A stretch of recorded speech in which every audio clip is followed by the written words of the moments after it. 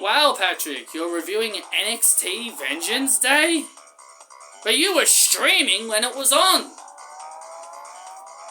Yeah, I was. But here's the thing. I got bored, so I decided to sit down and watch it. I wanted to give my 2 cents into all of this and give you guys my thoughts and opinions on the show. And I know I'm probably not going to make a lot of people happy about what I'm going to say, but it doesn't matter. It's my opinion on what I think, on what I think of this situation. It's all my opinions. You don't have to agree. But overall, I'm just going to say this. Do I think the show was good? The fact that every match was given time, yeah. I think every match was very good. I think all the matches were good. I think out of all the matches, my favourite would have had to been the women's match and Dijak versus Joe Gacy. Because I felt like those matches really got my attention. But I hate to say it, and I don't want to ruin, and I don't want to upset anyone when it comes to the main event, but I don't know why people are shocked about what happened in the main event, but we'll get to that. We'll get to that when we get to it. The show kicked off with Baron Corbin and Bron Breakker defeating the Trick Mello Gang to win the Dusty Rhodes Tag Team Classic. The winners receives a future NXT Tag Team Championship match. Let me read that. Let me repeat that. The winners receive a future NXT Tag Team Championship match. Let's rewind back to 2 years ago when they did the NXT Women's Tag Team Classic, where they had Kaylee Ray and Io Shirai win that tournament, and the same rules applied, that they won the tournament. That means they had the rights to a future NXT Women's Tag Team Championship opportunity.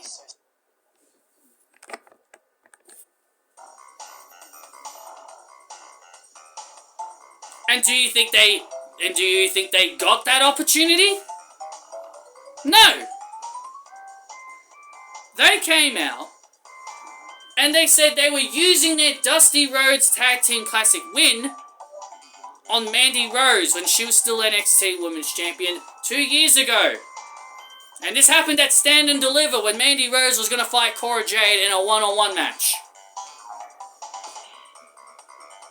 And so, because Kaylee Ray and Io Shirai won the Dusty Cup to receive a future tag team title opportunity, they didn't get that opportunity. They used it on the NXT Women's Championship, thus turning Mandy versus Cora into a fatal four-way.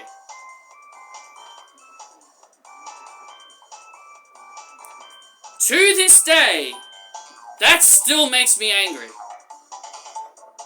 But Patrick, that was 2 years ago. This is different. Mind you, Shawn Michaels is still in charge.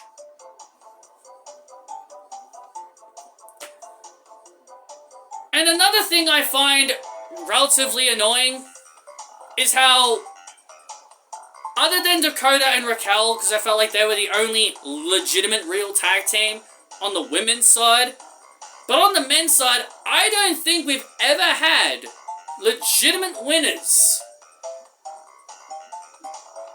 Legitimate tag team winners. On the men's side, let me have a look here. Did we ever have a legitimate team win the Dusty Rhodes Tag Team Classic? So let's go all the way back up so we can learn some history here. The first winners were Finn Balor and Samoa Joe. Okay, we have had some legitimate tag team winners, so my argument is immediately thrown away. Authors of Pain, they ended up winning. And then we had 2018, and we had the Undisputed Era win.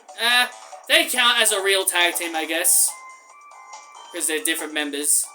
We had Aleister Black and Ricochet. They had, oh great, Pete Dunne and that idiot Matt Riddle defeat the Grizzled Young Veterans. Why? Why? Seriously, why? Why? What? Why? Oh, really? And then they had MSK. There you go. That's 2 legitimate real tag teams. Well, 3. 3 real legitimate tag teams. Then they had, on the women's side, they had Dakota and Raquel. Like I said, they count as a real team. Then they had the Creed brothers. Okay, so that's 2. That's 4 now. So yeah, that ends my argument. So yeah, we've had a few. We have had a few real tag teams win the Dusty Cup. That's been my biggest problem. About at least 4 or 5. I guess that's a good amount, but still, I still prefer real tag teams winning these tournaments instead of just makeshift tag teams, because that's always been my major complaint. But yeah, again, the winner receives a tag team title opportunity, but they didn't have Kaylee Ray and Io do it. That is really stupid booking. That was really stupid booking back then, and I'm hoping they don't have Bron Breakker and Baron Corbin do the same thing.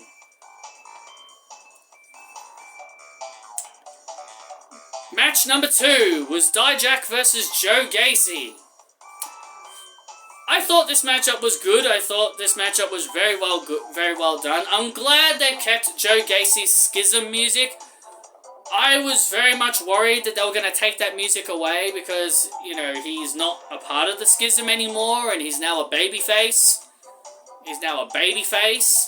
And I guess I thought they'd probably change his music because he's now a solo guy, but I'm glad they did not touch his music.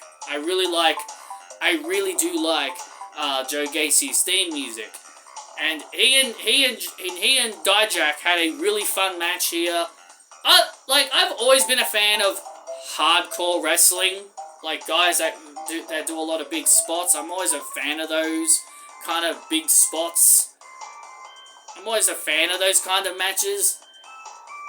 But it was a good match. Dijak ended up winning. There was a lot of creative spots where, like, Joe Gacy taped up Dijak's eyes and all that. There was a lot of creative spots, and the one thing I'm not very particularly happy about is the fans like comparing to Joe Gacy. They like comparing Joe Gacy to Bray Wyatt. Please, guys, can we not do this, please? Bray Wyatt is unfortunately no longer alive. Just because God rest his soul, by the way. Just because Joe Gacy has similar traits to the guy, may have similar traits and similar mannerisms to Joe Gacy, doesn't mean to Bray Wyatt, doesn't mean he's trying to be Bray Wyatt. Can Joe Gacy just be Joe Gacy without the comparisons, please? If there's one thing that kind of annoys me, is that I do not like when people try to compare certain wrestlers to other people. Can they just be themselves without the comparisons, please? That's all I ask for. Can we just enjoy a match without having anyone try the comparisons? Please? Joe Gacy is Joe Gacy. He's not trying to mimic anybody else. He's not trying to mimic anyone. Dijak won with the Feast Your Eyes. I will say Dijak's finisher is probably one of my favourite finishes. I really like his finishing move. I definitely think it's one of my favourites. Dijak has been fantastic since returning back to NXT. I kind of want him to become a champion at some point. Dijak is just so good, man. He's so good. How in the world did WWE ruin his talents by trying to name him T-Bar is beyond me. Next up, we had a 6-person mixed tag. Should be a future match in 2K Games 2K. the D'Angelo family of Tony D'Angelo, Chandler Stax Lorenzo, and Adriana Rizzo, taking on OTM, Lucian Price, Brincio Nima, and Jada Parker. Jada! Here's the thing. I hear a lot of people say that WWE might have to change certain people's names that have the name Jade in their name because of Jade Cargill. We got a girl named Jada. Jada. I guess that's different, right? Because it's spelt differently. It's spelt with it's got AI and the name and the end is A, right? Jada. Right. I don't know why, but I always hear people say, "Oh, we can't have too many Jades in one company." I definitely think WWE do not care about how many Jades they have. And they were accompanied by Reggie. I know his name is Scripps now, but it is still Reggie.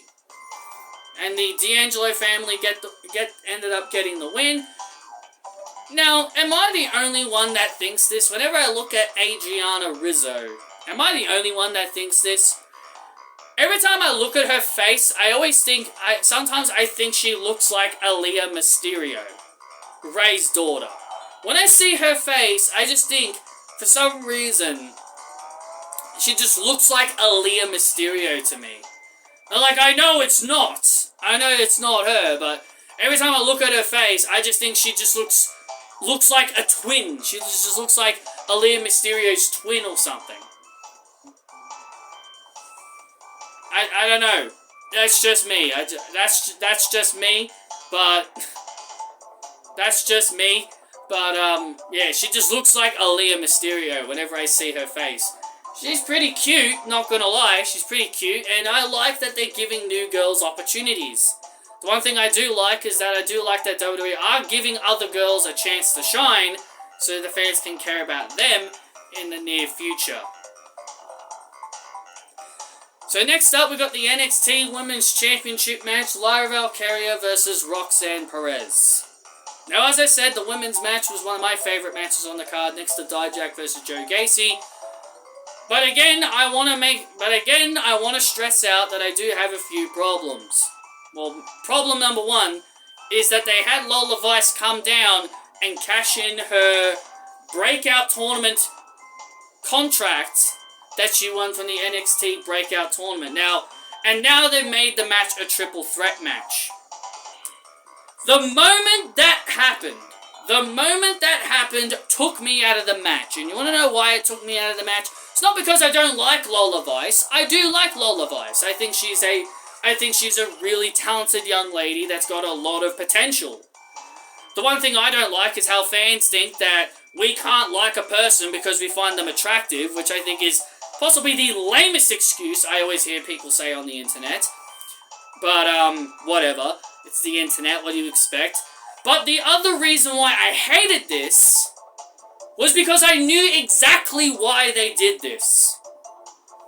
Shawn Michaels did not have the guts to just have Lyra Valkyria beat Roxanne Perez clean. He didn't. He just didn't have the guts to do it. He just didn't have the guts to do it. He put Lola Vice in the match just so then Lola Vice can get pinned and then Roxanne can be protected. Is this necessary? Why does Roxanne need to be protected? Look, I love Roxanne. I'm a fan of all three of these girls. Not so much of Lyra, but she's kind of grown on me a little bit, I guess. I do like her story with Taya and Paxley, but why? Why make Roxanne #1 contender and just to have Lola Vice cash in and just to have Lyra pin Lola? I just don't get why they always have to protect Roxanne. Can't she just lose a match clean? I get she's your next I get it. She's the prodigy. She's the future of the women's division. someone who's got the biggest future out of everyone. 22 years old. The biggest rising star. I get it. But look at how this woman has been booked since her debut. She won the NXT Women's Championship. She won the NXT Women's Tag Team titles in her rookie year. She went on to win the first Iron Survivor.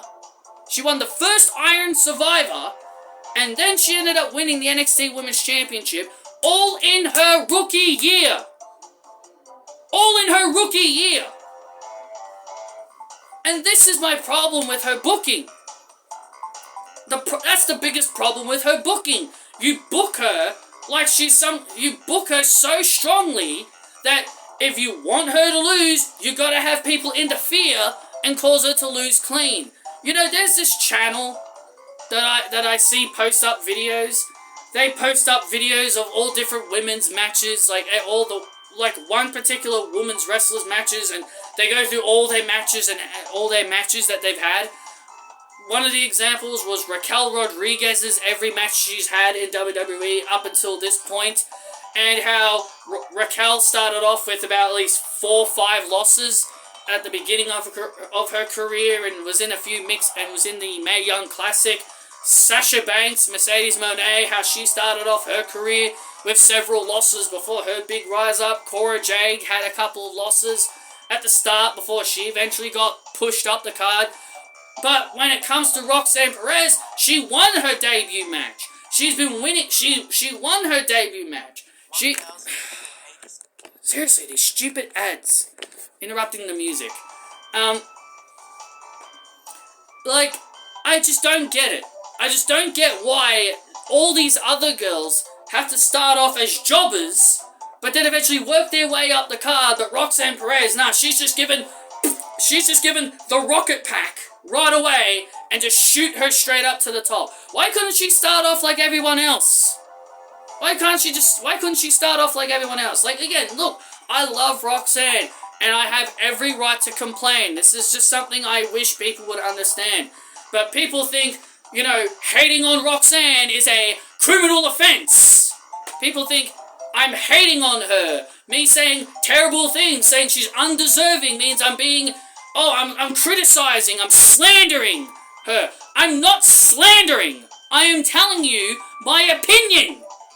You don't have to agree with said opinion. Yes, you don't have to agree with it, but you should respect my opinion and understand I'm different, like everybody else. I get so tired of always arguing with people, saying like, whenever we speak differently, people think, oh, why are you slandering this person? This person's likable.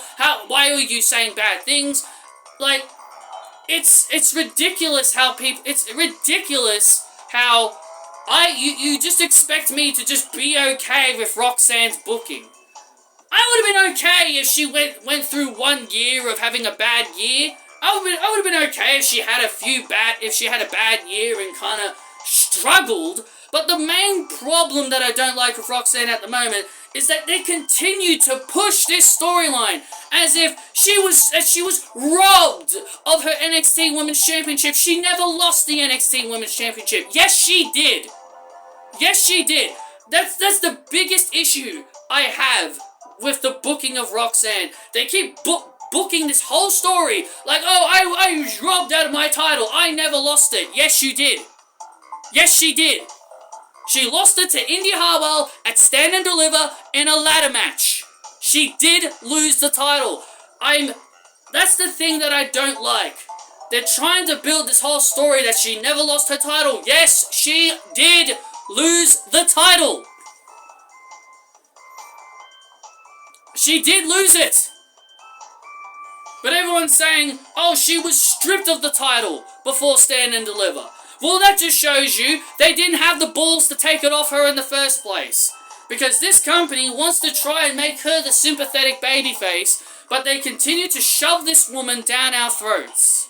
They continue to shove this woman down the fans' throats, and this is why her booking is so whack. This is why they make her this super strong babyface that can never lose.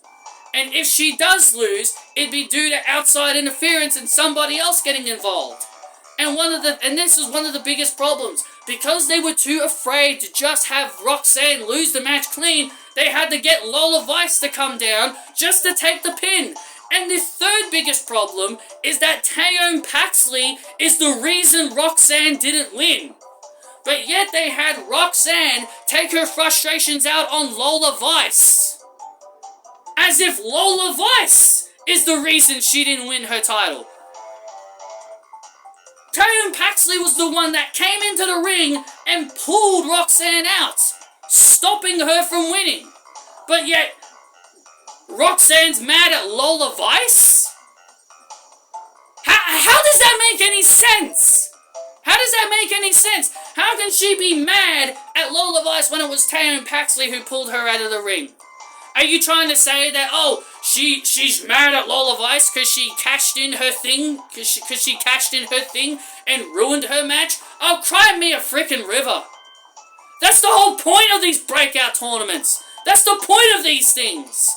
That's the point of Money in the Bank. That's the point of Money in the Bank too. Man, I can only imagine how Roxanne would react if a Money in the Bank contract person came down to cash in while she was wrestling.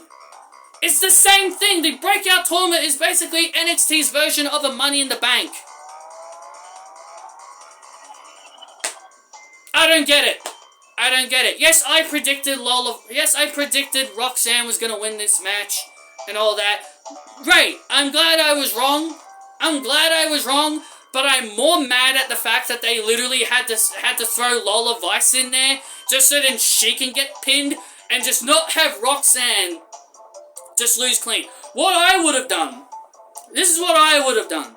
I would have just had Lyra Valkyria beat Roxanne clean in the middle of the ring, hits her finishing move, it's over. Roxanne loses. Then you have Roxanne snap, turn heel, have her snap and turn heel, have her beat up Lyra Valkyria because she's angry she didn't win back her title. You turn her heel, then you have Lola Vice run down. Then you have Lola Vice run down with her little contract, looking to hand it in to cash in, and then you have Taeyong Paxley come to her rescue. Then you have Taeyong Paxley come to Lyra's rescue and to stop Lola from cashing in her little thing. It's that simple. It's that freaking simple and that easy, Shawn Michaels. I could have booked that better than you. You didn't need to have Roxanne get protected. It was that easy. It was that easy. You didn't need to do what you did.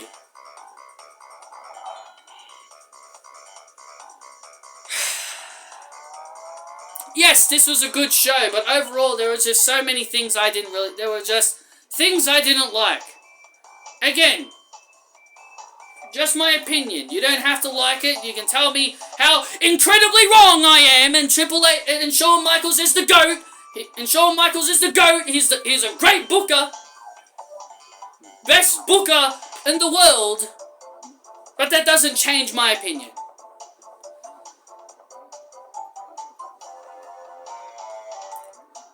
And then next up we had Oba Femi defeat Dragon Lee to retain the NXT North American Championship. Now, again, Lola Vice failed her cash-in with the breakout tournament, but they had Oba Femi successfully cash in his.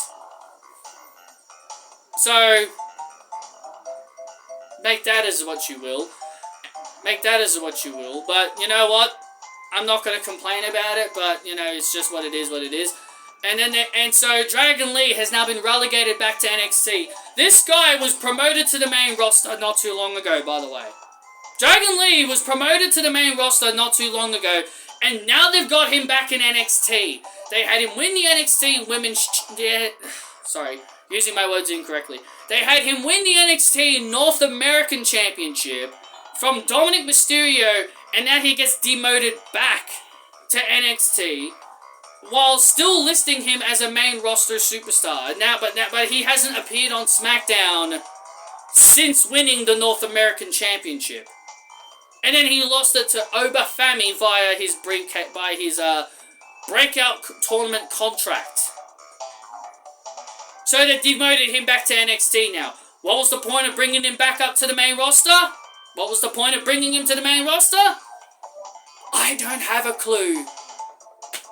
I don't have a clue. Final match now. Match 6. Final match now, as it's Ilya Dragunov defending the NXT Championship against Trick Williams. One thing I thought was very interesting from Vic Joseph on commentary, that he brought up that Trick Williams wanted to become a wrestler because of Kofi Kingston when he defeated Daniel Bryan at WrestleMania for the WWE Championship. That was nice. I thought that was a really nice, interesting reason to why Trick Williams wanted to become a wrestler. I thought that was nice. And I'm sorry to really upset you people here, but Carmelo Hayes' heel turn was so predictable. Was so obvious, so predictable. It was something you could see coming a mile away.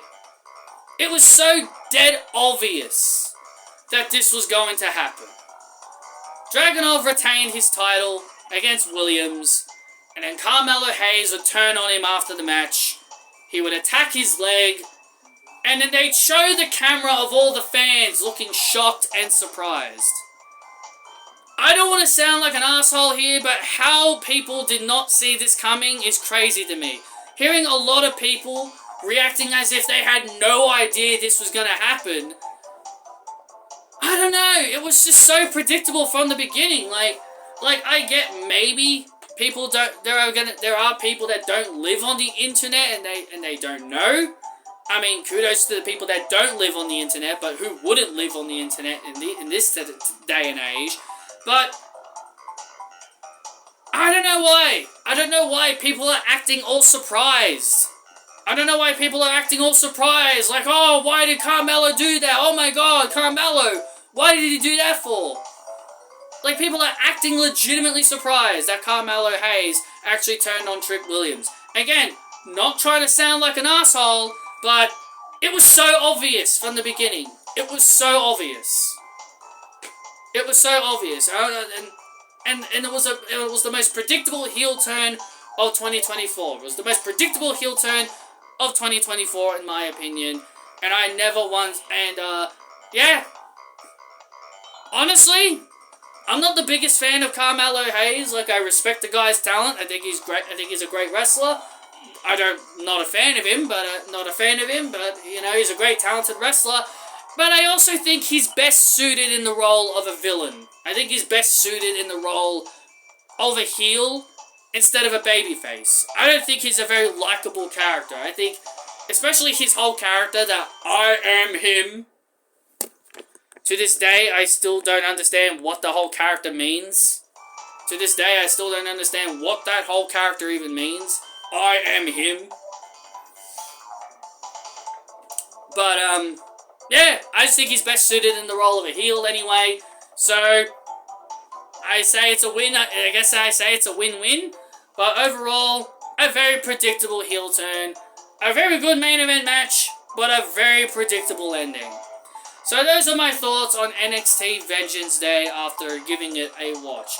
Sorry for the rambling and ranting, because I know you guys probably don't like me rambling all that much and just rather me enjoy what I watch instead of finding a little bit of inconsistencies and things I don't really enjoy or don't like. But hey, you know, I gotta be fair and and tell you guys like it is. Again, you don't have to agree with the things I say. That's perfectly fine. You don't have to change my mind, and I don't have to change yours. But at the end of the day, it is what it is. Thank you all for listening. Hit that like button, subscribe, and I'll see you all on the other side.